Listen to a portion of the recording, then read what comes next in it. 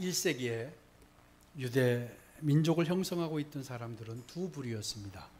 하나는 히브리파 유대인이고 다른 하나는 헬라파 유대인이었습니다. 다윗왕을 지나 솔로몬을 지나서 르호보암 때에 하나의 왕과 하나의 나라였던 이스라엘이 남과 북으로 분열됩니다. 북왕국은 10지파로 남왕국은 2지파로 이렇게 분열이 됩니다. 그리고 북왕국은 주전 722년에 아시리아에게 멸망을 당합니다. 그리고 많은 사람들이 포로로 끌려갑니다. 그리고 남왕국은 더 한 150년을 더 버티다가 주전 586년에 바빌로니아 제국에 의해 멸망을 당합니다.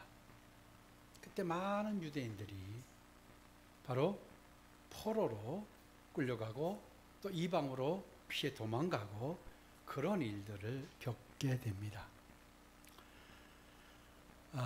그리고 고레스 왕이 이스라엘 민족을 돌아갈 수 있도록 기회를 줬는데 돌아온 사람이 있고 돌아오지 않은 사람들도 있습니다. 이런 유대인들을 가리켜 각 세계에 각 처에 흩어져 있는 유대인들을 가르쳐 디아스포라라고 합니다.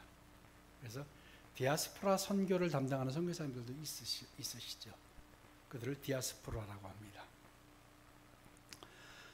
이렇게 자의반 타의반으로 세계 각지에 흩어져 정착하게 된 유대인들은요, 세월의 경과와 더불어 언어도 다르게 사용하게 되었습니다. 바로 기원전 300년경부터 국제의 통용어는 바로 헬라어입니다. 그리스어. 헬라 문화가 꽃피었던 그 시절에 국제 통용어는 헬라어가 됩니다. 그래서 이 헬라어를 자연스럽게 모국어로 사용하게 됩니다. 이들이. 반면 이스라엘이 멸망했음에도 이스라엘을 떠나지 않던 유대인들도 있었어요. 실제로 바벨로니아가 의해서 멸망했을 때 이스라엘의 유력자들, 능력 있는 사람, 똑똑한 사람들은 다 데리고 가요. 또 남아있는 사람은 다시 봉기를 들 수 없는 만한 사람들, 이런 사람들을 남겨두게 되었던 거죠. 자, 그렇게 많은 고통과 이 수모를 겪었던 이 사람들은 그곳에 남아서 살았던 사람은 그대로 히브리어 즉 아람어를 사용했던 사람들입니다. 그래서 외국에 이방 나라에 가서 살던 사람들이 돌아온 사람들이 있어요. 시간이 지나면서 나라도 회복되고 여러 가지로 이제 안 돌아온 사람도 있지만 돌아온 사람들이 있어요. 그들을 바로 헬라파 유대인이라고 했어요. 그리고 본토에 남아서 온갖 고통과 수모를 다 겪어왔던 사람들, 이 사람들을 히브리파 유대인이라고 합니다. 대다수는 히브리파 유대인이 사회의 구성을 이루고 있었죠. 근데 여러분 자연스럽게 생각하면 이스라엘 민족은 선민의식이 아주 강한 민족이죠. 그래서 자기 민족이 아니면 다 아래로 봐요. 다 하찮게 봅니다. 그런 사람들이었으니 헬라파 유대인들이 돌아왔을 때 적지 않게 갈등과 이런 보이지 않는 벽들이 늘 있었을 겁니다. 그런데 이 모습이 초대교회도 그대로 예외 없이 그런 모습이 나타났어요. 초대교회도 대다수가 히브리파 사람들로 구성되어 있지만 헬라파 사람들도 있었다라는 거예요. 그런데 초대교회 내에서 헬라파 유대인 사이에 히브리파 유대인에 대한 원망이 조금씩 일어나기 시작을 합니다. 그런데 여기서 일어났던 원망은 그냥 분을 품고 하는 그런 드러내놓고 하는 원망은 아니고 그냥 속으로 그런 마음들을 자꾸 품고 있었던 거예요. 그리고 조금씩 그것을 표명하는 거죠. 성령의 충만을 입고 하나님의 은혜를 경험했던 초대교회는 땅과 집을 팔아 사도들 앞에 갖다 놓기 시작했죠. 실제로 교회는 굉장히 구제와 헌금과 많이 들어와서 이것을 나눠주기 바빴어요. 실제로 예루살렘의 당시에 정치적 상황은 로마가 지배를 하고 있었기 때문에 과도한 세금을 걷어요. 당연한 거 아니겠어요? 그러다 보니까 예루살렘의 유대인들은 아주 고통을 많이 겪고 있었죠. 그러니까 어려운 사람들이 많았다라는 거예요. 그래서 이 교회가, 초대교회 공동체가 가난한 사람들에게 재물을 나눠주고 돌보기 시작하자 사람들이 많이 몰려들었죠. 또 사도들의 능력으로 말미암아 병자들이 나음을 입고 귀신 들린 사람이 돌아오고 이러면서 교회는 많은 사람들이 몰리고 매일매일 구제일을 하는데 너무 바빴던 거예요. 말씀을 전하기도 했지만 실제로 사도들이 너무 많이 몰려오다 보니까 맨날 구제하고 봉사하고 섬기고 하는 일을 하다가 시간을 다 보낸 거예요. 그런데 그러던 중에 반복되는 일이 일어났는데 뭐냐면 교회가 행하는 구제일에 보이지 않게 헬라파 유대인 과부들이 제외되기 시작했다라는 거예요. 당시 해외에서 돌아온 사람들은 일가 친척이 있는 사람도 있지만 일가 친척이 없었던 그런 과부들이 많았습니다. 그래서 이들을 돌보는데 홀로 사는 과부들이 많았는데 정말 누군가의 도움이 없이는 살아가기 힘든 사람들, 그런데 교회가 구제일을 하는데 헬라파 유대인들이 자꾸 소외되기 시작했던 거예요. 그런데 제자들이 사도들이 의도적으로 헬라파 유대인들을 막 제껴두고 한 것은 아닐 거라고 생각을 합니다. 왜냐하면 여러분 일을 하다 보면 사람이 너무 많아요. 근데 눈에 보이는 게 다 히브리파 사람들이에요. 네? 그러니까 그 사람들은 먼저 하게 됐겠죠. 그리고 그러다 보니까 자연스럽게 헬라파 사람들은 힘을 더 못 쓰고 목소리를 못 냈고 힘을 더 못 쓰는 사람들이었기 때문에 아마 소외되게 되었던 것 같습니다. 근데 이것이 자꾸 반복되다 보니까 불만들이 표출되기 시작을 했던 거예요. 그래서 실제로 이걸 나눠주고 이거 앞에서 나눠주고 하던 사람이 누구냐면 히브리파 사람들이었기 때문에 아마 더 그러지 않았겠을까 생각합니다. 우리 1절을 한번 다시 보겠습니다. 자, 같이 읽습니다. 1절 시작. 그때에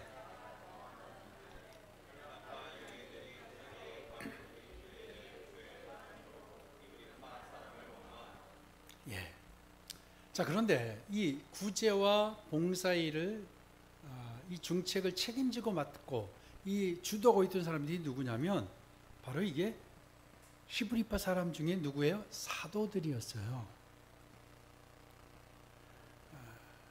그러다 보니까 이 소리가 들려오니까 사도들이 바로 반응을 합니다.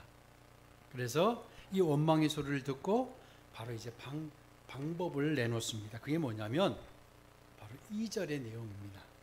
자, 2절 같이 한번 다시 읽을까요?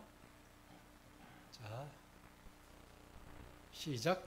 12사도가 모든 제자를 불러 이르되 우리가 하나님의 말씀을 제쳐놓고 접대를 일삼는 것이 마땅하지 아니하니. 접대를 일삼는 것이 마땅하지 않다. 그러니까 12사도가 구제일로 몹시 바빴다는 걸 알 수 있겠죠. 그래서 이제 말씀을 가르치는 일이 뒷전으로 밀렸고 구제로만 하루를 다 채웠던 것 같아요. 그래서 이제 사도들이 제자들을 불러서 안 되겠다. 이제 바로 우리가 기도하고 말씀을 가르치는 일에 전념해야겠다라고 하면서 이제 방법을 내놓게 됩니다. 그게 바로 3절입니다. 3절을 한번 볼까요? 형제들아 너희 가운데서 같이 읽습니다. 성령과 지혜가 충만하여 칭찬받는 사람 7을 택하라. 우리가 이 일을 그들에게 맡기고. 그래서 4절 계속 읽어볼까요? 우리는 오로지 기도하는 일과 말씀 사역에 힘쓰리라 하니. 아멘. 자, 사도들은 자신들의 본분인 기도와 복음 증거에만 전념하고 구제와 봉사를 책임지고 전담할 사람 7명을 세워라. 그게 바로 7 집사입니다. 집사를 세워야겠다라고 결정을 했을 때 다 이것을 기쁘게 여겼어요. 사람들이 다 기쁘게 여기면서, 근데 사도들은 이 7명을 세우는데 자신들이 선택을 하지 않아요. 그리고 교인들이 뽑으라고 제안을 합니다.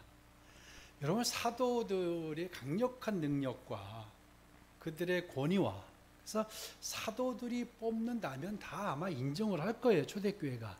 그런데 사도들은 자신들이 뽑아도 이 문제는 동일하게 나타날 거라고 생각했던 것 같아요. 그래서 교인들이 뽑으라는 거예요. 교인들이 알아서 한번 뽑아봐라. 그러나 조건을 줬어요. 뭐냐면 성령과 지혜가 충만하여 칭찬까지 받는 사람들이어야 된다. 그러니까 오늘 여러분 제가 말씀을 나누는 것은 집사의 자격이 뭐냐 이거를 이야기하려고 하는 게 아니에요. 이 초대교회가 이런 문제를 어떻게 해결했느냐, 그리고 누구를 뽑았느냐, 이 문제를 같이 좀 나눠보려고 합니다. 분명히 사도들은 성령이 충만해야 된다고 했어요. 그리고 여러분, 성령이 충만한 자는 지혜가 임합니다. 반드시 성령이 충만하면 지혜가 임해요. 그래서 성령과 지혜가 충만하여 칭찬까지 받는 사람들이어야 한다. 이런 사람들이라면, 이런 사람들이 전면에서 일을 하게 되면 불평과 불명이 사라질 것이라고 생각했던 거예요. 아주 합리적인 방법이죠. 근데 초대교회 모든 사람들이 이를 기쁘게 여기고 동일합니다. 이제 모든 것은 교인들에게 달려 있어요. 그런데 사실은 교인들에게 첫 시험대에 올랐다고 생각을 합니다. 여러분, 새 정부가 들어서고 또 새 기업이 들어서도 마찬가지인데 뭐라고 하죠? 인사가 만사라고 하잖아요. 인사를 잘못하면 동력도 잃어버리고 그리고 지지율도 떨어지고 이게 현실이에요. 그러니까 사람을 잘 뽑아야 되는 겁니다. 그렇죠? 정말 사람을 잘 뽑아야 돼요. 그 시험대에 바로 초대교회가 이제 그 시험대에 놓이게 되었던 거예요. 그 이제 사람들을 뽑아야 돼요. 여러분, 우리가 초대교회를 닮아가고자 한다고 하고 초대교회가 부흥하고 역사가 나타났던 원인들을 계속 우리가 더듬어가고 있어요. 여러분, 여러 가지 이유들을 여러분이 지금까지 들어왔잖아요. 초대교회가 부흥하고 성장하고 엄청난 역사를 이루던 여러 가지 원인이 있는데 사실은 7 집사를 세우는 이 일은, 그 결정은 정점에 이르렀어요. 이게 굉장히 중요한 일이었어요. 7명을 세우는 것. 여러분, 지금 초대교회가 상당히 부흥을 했어요. 수백 명, 수천 명이 모이는 엄청난 교회를 성장을 했는데 거기서 7명으로 뽑히면 대단한 사람 아니겠어요? 일반적으로 생각할 때. 그게 봉사와 섬김의 직분이라고 하지만 그들이 뭐를 다뤄요? 돈을 다루는 사람들이에요. 그럼 여러분, 돈을 다루고 현물이 있고 그런 곳에 항상 힘이 생기게 되는 거잖아요. 권력이 뒤따르게 돼요.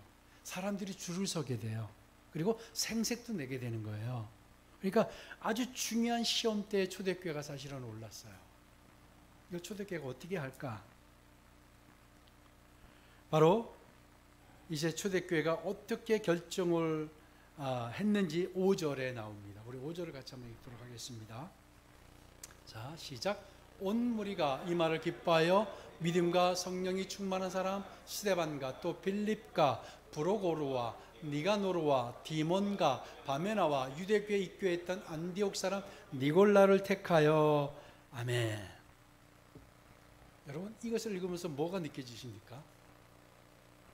이들이 7명을 뽑았는데요.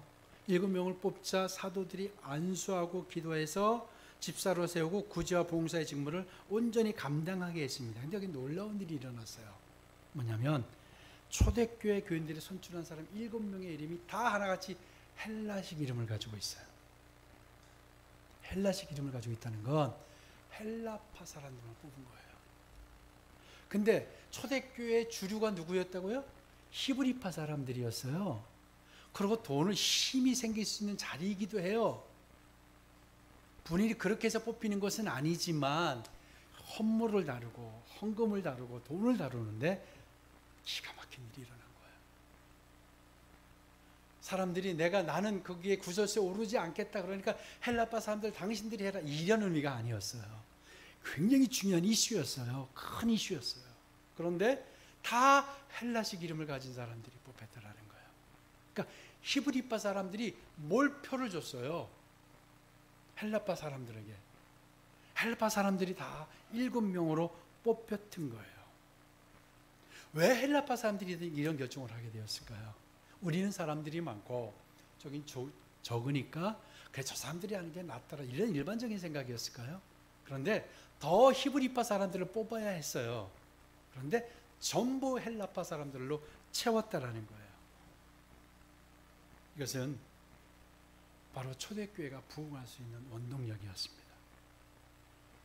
자신들이 의도해서 벌인 일은 아니었지만 문제가 되었다는 사실을 인지하고서는 이것을 바로 잘못을 잡으려고 합니다. 하나님의 은혜가 임하게 되면 나타나는 현상 가운데 공통적인 것이 있어요. 하나님의 은혜가 성령이 임하면 어떤 일이 일어나냐면 현실을 정확히 보게 되는 눈이 열리게 됩니다. 그러니까 문제를 보는 눈이 열리는 거예요. 나의 문제 보는 눈이 열리게 되는 거예요. 현실을 정확히 자각하게 되는 거예요. 초대교회 히브리파 교인들은 이 문제가 자기들로 인해서 일어났다는 걸 알고 다 헬라파 사람들을 선택을 합니다. 여러분 아시겠지만 하나님의 성령이 임했을 때 어떤 일이 일어났죠? 초대교회 물질을 어떻게 사용해야 되는가를 그들이 알게 되었죠. 그래서 이것은 하나님의 나라를 위해서 써야 되는 것이다. 나의 안위와 나의 삶의 욕망을 위해 쓰는 것이 아니라고 생각하기 때문에 집과 땅을 팔아서 사도들 앞에 갖다 놨던 거예요. 그러니까 하나님의 영이 임하면, 하나님의 능력이 임하면 지금의 상황을 정확히 진단합니다. 그런 지혜가 임하는 거예요. 여러분, 우리가 문제 해결을 하지 못하는 건 상황을 제대로 진단하지 않기 때문인 거죠. 상황을 정확히 진단한다면 문제 해결은 하는 거예요. 근데 왜 우리가 정답을 내지 못하냐? 상황을 정확히 보지 않는 거예요. 나의 시각에서 자꾸 보게 되는 거예요. 내 위주로 모든 걸 보게 되면 절대 상황은 반전되지 않는 거죠.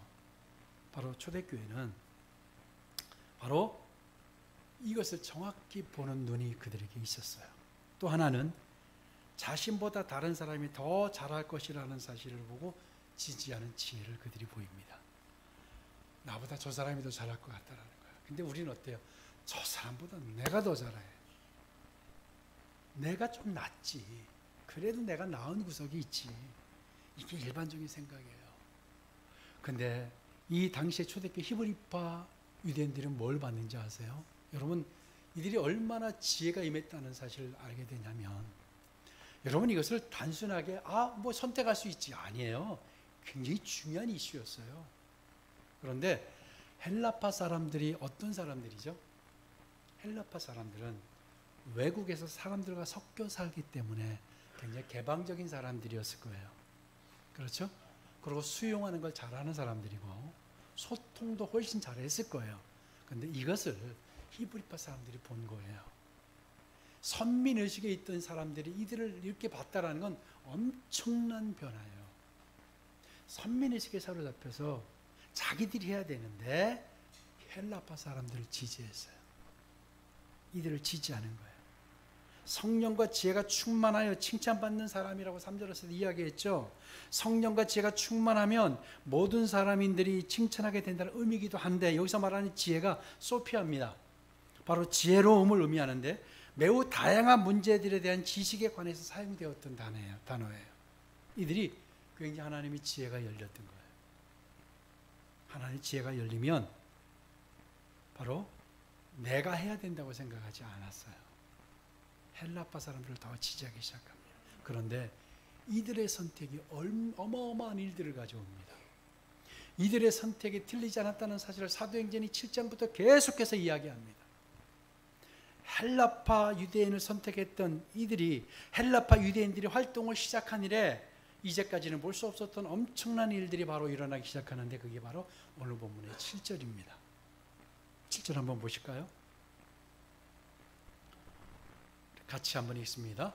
하나님의 말씀이 점점 왕성하여 예루살렘에 있는 제자의 수가 더 심히 많아지고 여기까지 헬라파 바로 집사들을 선택하고 난 다음에 하나님의 말씀이 점점 왕성해졌다라고 성경이 이야기해요. 왕성하여라는 단어 아욱사도는 자라게 하다, 성장하다, 증가하다는 의미인데요. 이들을 인해서 바로 하나님의 말씀이 점점 성장하기 시작했어요. 여러분 당시에 하나님의 말씀이 전해지는 것을 강력하게 막고 있던 사람들이 누구예요? 유대 지도자들이죠. 기득권층이었어요. 그들이 그렇게 막아내려고 정말 애써 수고와 노력을 다했는데 불구하고 하나님의 말씀이 점점 왕성하여 예루살렘에 있는 제자의 수가 더 심히 많아졌다라는 거예요. 누구로? 헬라파 유대인들의 이 역할로 말미암아. 그렇다고 한다면 히브리파 사람들의 선택이 잘 됐나요? 못 됐나요? 기가 막힌 선택을 한 거예요. 내가 아니고 저 사람이 더 잘할 것이라고 하는 거예요. 여러분, 이거 좀처럼 우리가 쉽게 결정하기 어려운 일이라고 생각합니다. 그리고 또 어떤 일이 일어나는 줄 아세요? 우리 제사장의 무리 같이 읽습니다. 제사장의 무리도 이 도에 복종하니라. 아멘. 여러분, 이것을 단순하게 지나칠 수 없는 이야기예요. 당시에 이스라엘이 약 한 8천 명의 제사장들이 있었다고 해요. 그런데 한두 사람이 돌아올 수는 있죠. 근데 어떻게 해요? 집단적으로 복음을 받아들이기 시작했다는 거예요. 이 집사들이 얼마나 일을 잘했으면, 얼마나 공정하고 얼마나 은혜롭게 했으면 예루살렘의 제자의 수가 심히 많아지고 허다한 제사장의 무리도 이 도에 복종하니라. 아멘. 여러분, 상상력을 동원해 보세요. 얼마나 일을 잘했길래. 이 7 집사를 뽑아놓고 난 다음에 교회가 망하고 갈등한 게 아니라 훨씬 더 사람들이 늘어나고 제사장의 집단이 하나님께 돌아오는 엄청난 변화가 일어났다라는 겁니다. 아멘. 여러분, 성령의 충만은요, 성령이 임한 사람은 나보다 다른 사람을 더 낮게 여깁니다. 지혜가 임한 사람은 그리고 누가 더 이 일에 적합한지를 알게 됩니다. 그동안 히브리파 유대인들이 선민의식에 사로잡혔던 사람들이고 보면 이건 엄청난 일인 겁니다. 선택된 7명의 헬라파 유대인들은 자신들을 뽑아준 히브리파 사람들의 마음을 알았어요. 그리고 7명이 뽑히지 않았지만 히브리파 사람들도, 헬라파 사람들도 히브리파 사람들이 자기들을 지지한다는 사실을 알게 되고 얼마나 감동을 받았겠습니까? 여러분, 이런 분위기인데 교회가 어떻게 부흥을 안 하겠습니까? 그 중요한 일을 내가 하는 것보다 당신이 하세요. 당신이 나보다 낫습니다. 당신이 나보다 낫습니다. 이런 분위기가 교회 안에 있으면 초대교회가 부흥을 안 할래야 안 할 수 없었던 필요 충분 조건을 가지고 있었던 겁니다. 아니, 왜 내가 져야 되는 거야? 이번에 왜 내가 떨어져야 돼? 내가 왜 장로가 안 돼야 돼? 내가 왜 조금 가져야 돼? 왜 저 사람이 더 많이 가져가야 돼? 저 사람이 왜 저 직분을 왜 저 사람이 맡아야 돼? 이게 한국교회 현주소예요. 그럼 한국교회가 부흥할 수가 없죠. 교회가 부흥하고 성장하고 하나님의 말씀이 점점 왕성해지는 비결을 이 초대교회가 알려주고 있어요. 이렇게만 하면 돼요. 그런데 어때요? 많은 기독교인들은 교회 안에서 왜 내가 제외되는 거야? 그리고 왜 내가 이 일을 해야 돼? 저 사람은 안 하고 있는데 왜 내가 이 일을 해야 돼? 라는 것이 우리 가운데 있지 않나요? 내가 해야지. 내가 먼저 굳은 일은 좋은 일은 저 사람이 해야지. 이런 분위기가 만들어진다고 한다면 여러분, 결과는 뻔한 거 아니겠어요? 초대교회는 이런 일이 일어났던 거예요. 여러분, 히브리파 유대인들이 헬라파 유대인들을 다 전면에 내세웠다라는 건 엄청난 일입니다. 그리고 그 유명한 스데반 집사 일이 이제 이어져요. 다 이게 헬라파 유대인들이었어요. 여러분, 이것을 우리가 배웠으면 좋겠습니다. 성령에 임한 사람, 성령이 충만한 사람, 지혜가 임한 사람은 정확히 현실을 봅니다. 내가 전부고 내가 잘하고 내가 최고라고 생각하지 않아요. 하나님의 영이 임하면 나보다 다른 사람을 위하게 되는 거예요. 우리 그것을 초대교회를 통해서 보고 있잖아요. 나보다 다른 사람. 그리고 여러분, 칭찬에 절대 인색하지 말게 되길 축복합니다. 우리 한국 사람들은 정말 가부장적이어서 그 말을 해야 알아? 제가 그랬었어요, 옛날에. 뭐 말을 해야 하고 다 아는 거 아니야? 여러분 서로 칭찬하고.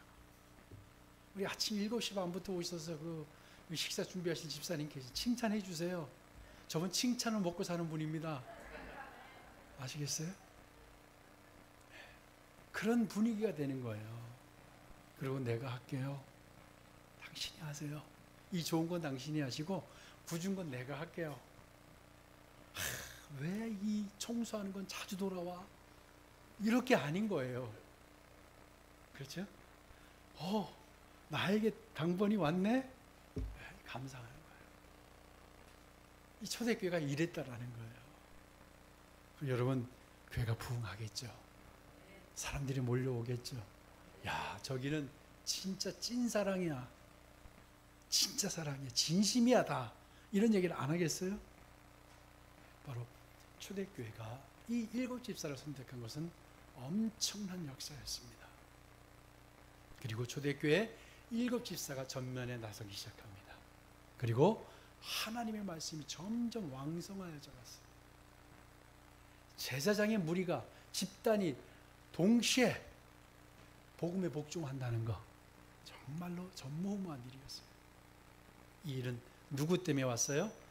헬라파 유대인들이지만 그들을 세운 히브리파 유대인들 때문에 일이 가능했던 거예요. 전 여러분 모두가 히브리파 유대인같이 되길 주의 이름으로 축복합니다. 꼭 히브리파 유대인같이 되시길 바랍니다.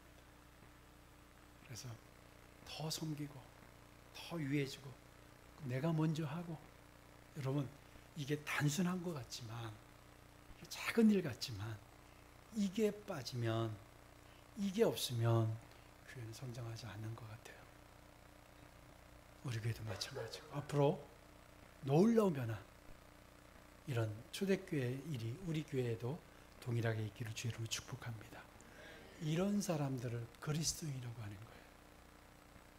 이런 사람들이 진짜 바른 그리스도인이에요.